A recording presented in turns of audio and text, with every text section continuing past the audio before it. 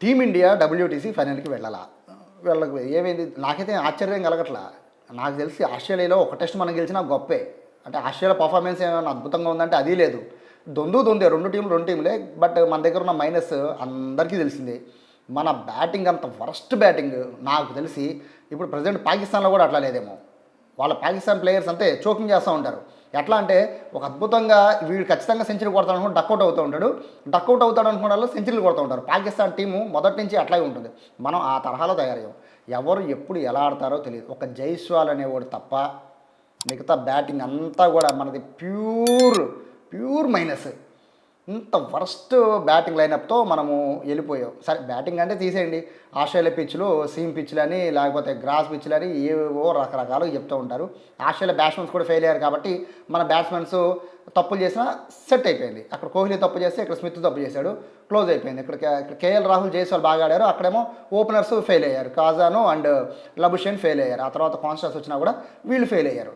But ఇక్కడ ప్రధానంగా చెప్పుకోవాల్సింది, మనం నిజంగా డబ్ల్యూటీసీ ఫైనల్కి వెళ్తే మనం చూసి మనన్నే నవ్వుకునేవాళ్ళం. ఎందుకంటే మన దగ్గర ఉన్న ఏకైక బౌలర్ బూమ్రా. అంతే, ఒక్క బూమ్రా ఒక్కడే డబ్ల్యూటీసీ ఫైనల్కి వెళ్తే ఒకవేళ అతను ఒక్కడే కారణం అయ్యేవాడు. ఏ ఉద్దేశంతో బీసీసీఐ బౌలర్ లేకుండా షమి అంటే పోనీ గాయంతో ఉన్నాడు, లేకపోతే ఇంకొక దులీప్ ట్రోఫీ ఆడుతున్నాడు, ఇంకో ట్రోఫీ ఏదో ఆడుతున్నాడు, అతను పర్ఫార్మెన్స్ ఇస్తున్నాడు, సరే తీసేయండి. ఇంకా బౌలర్లే లేరా ఇంత పెద్ద ఇండియాలో బౌలర్స్ లేరా? ప్రసిద్ధ్ కృష్ణనా బౌలరు, అతనా బౌలరు? అంటే వాళ్ళు పడిన వికెట్లు నిజంగా ప్రసిద్ధ్ కృష్ణ అదృష్టం కొద్దీ పడినాయా లేదా క్రికెట్ ఆడే ప్రతి ఒక్కరికి తెలుసు.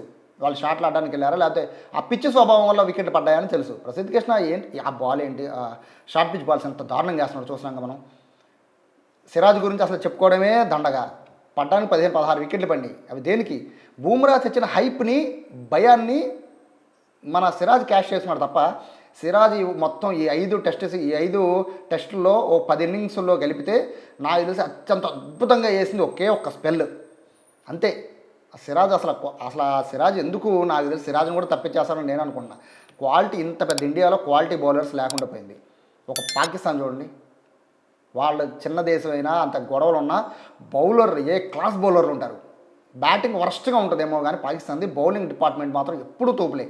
అంటే ఈ మధ్య స్కోర్ కొట్టించుకుంటానని పక్కన పెడితే వాళ్ళు వేసే సీమ్ కానీ వాళ్ళు వేసే లైన్ కానీ బాబా మన ఇండియాలో ఏమైపోయింది, ఈ దిక్కుమాలిన బౌలింగ్ పెట్టుకొని మనం వెళ్ళిపోయి ఆస్ట్రేలియాని కొట్టేసి డబ్ల్యూసీ ఫైనల్కి వెళ్ళిపోయి ఆ ఫైనల్లో మళ్ళీ సౌత్ ఆఫ్రికాని కొట్టేసి ఇదంతా జరిగే పనేనా?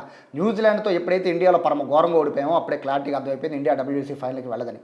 బట్ ఒక హోప్ ఏంటంటే, నన్ను అడిగితే నా ఉద్దేశం పర్సనల్గా నా ఉద్దేశం ప్రకారం అయితే బెస్ట్ టీమిండియా అనేది బూమ్రా అనేవాడు లేకపోయి ఉంటే కనుక నాకు తెలిసి 5-0తో వర్షం పడి ఒక మ్యాచ్ డ్రా అయింది కాబట్టి 4-0తో మనం మోస్ట్లీ నాకు తెలిసి ఓడిపోయే పరిస్థితి ఉండేదేమో నా ఉద్దేశం ప్రకారం. బట్ బూమ్రా ఉన్నాడు కాబట్టి బతికిపోయాం. కొంచెం బెటర్ ఏంటి అంటే ఆస్ట్రేలియాని మొత్తం ప్రపంచానికి ఇది ఆస్ట్రేలియా ఒరిజినల్ టీం కాదు అని ఆస్ట్రేలియా వెళ్ళి ఆస్ట్రేలియా టీంను చూపించగలిగాం కాబట్టి సౌత్ ఆఫ్రికాకి అడ్వాంటేజ్ ఇవ్వడానికి మాత్రమే మనం బీజీటీ ఆడినట్టయితే అనిపిస్తుంది. ఓవరాల్గా చూస్తుంటే పర్వాలా, అంటే ఈ లెవెల్కి వెళ్ళగలిగాము అంటే దాంట్లో కారణం ఏంటి అంటే బూమ్రా, ఒకే ఒక్క బూమ్రా. 11 మంది ఆడే బదులు బూమ్రా ఒక్కడే ఆడాడు. సో ఆ బూమ్రా ఒక్కడి వల్లే మనం కనీసం కొంచెం తలెత్తుకొని అభిమానుల్ని హేళన చేసేంతవరకు వెళ్ళగలిగామంటే అది బూమ్రా మాత్రమే, ఆస్ట్రేలియా అభిమానుల్ని. సో ఏదైనప్పటికీ నాకు తెలిసి బీజీటీ పోయింది కాబట్టి నెక్స్ట్ బీజీటీకి వెళ్ళి సీనియర్లు అందరూ కూడా ప్యాకప్ అయిపోతారు. సో కొత్త టీం యంగ్ టీం వస్తుంది కాబట్టి యంగ్ టీమే కరెక్ట్ వాళ్ళకి. నిన్న పంత్ ఆడాడు, ఎంత అద్భుతంగా ఆడాడు, జైస్వాల్ ఎంత అద్భుతంగా ఆడాడు, చక్కగా డిఫెన్స్ ఆడిన కోహ్లీ ఏమైపోయాడు. సో వీళ్ళందరూ కూడా జడేజా వీళ్ళందరూ కూడా ఏమైపోయారు. సో ఇవన్నీ జరిగే పనులు కాదు కానీ యంగ్ టీం వచ్చి యంగ్ క్యాప్టెన్తో మొత్తము గంభీర్ నా దేశం ఉంటాడో లేదో పక్కన పెడితే మొత్తం ఫుల్ ప్యాక్డ్ ఆస్ట్రేలియాని చూసి మనం కొంతవరకు నేర్చుకోవాలి. ఆ విధంగా కనుక ఇండియా మారగలిగితే నెక్స్ట్ డబ్ల్యూటీసీ ఫైనల్ వరకు మనం ఆశించే పరిస్థితి ఉంటుంది. బట్ చూద్దాం, నెక్స్ట్ పెద్ద టార్గెట్ ఉంది, ఇంగ్లాండ్తో సిరీస్ ఉంది కాబట్టి ఆ ఇంగ్లాండ్ సిరీస్ మీద మన వాళ్ళు ఫోకస్ పెడతారు చూద్దాం. ఎనీవే సౌత్ ఆఫ్రికాకి అండ్ ఆస్ట్రేలియాకి ఇద్దరికి కూడా ఆల్ ది బెస్ట్.